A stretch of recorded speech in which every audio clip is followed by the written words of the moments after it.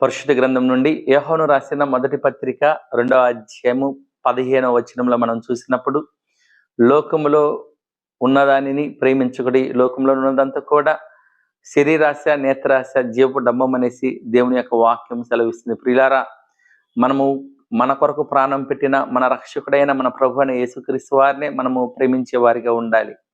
ఈ లోకమును మనము అత్యధికంగా ప్రేమించినప్పుడు ఒక రోజున ఈ లోకాన్ని మనము విడిచిపెట్టి వెళ్ళవలసి ఉంటుంది.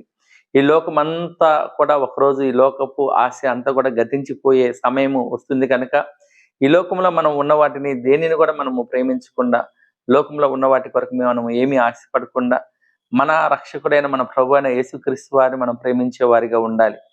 మనము మన పొరుగు వారిని ప్రేమించాలి తప్పితే, అది కూడా క్రీస్తు ప్రేమ వలె మనము మన పొరుగు వారిని ప్రేమించే వారిగా ఉండాలి అని దేవుని వాక్యం సెలవిస్తుంది. ఎందుకంటే ఈ లోకంలో మనం ప్రేమించినప్పుడు, మనం ఆస్తిని ప్రేమించిన, పేరు ప్రతిష్టలు ప్రేమించిన, అధికారం ప్రేమించిన, ఒకరోజు అవన్నీ కూడా పోతాయి కనుక, మన కొరకు ప్రాణం పెట్టిన మన రక్షకుడైన యేసు ప్రభువారిని ప్రేమించి అనిచ్చే ఆశీర్వాదములు పొందుకోవాల్సిందిగా తెలియజేయచ్చు.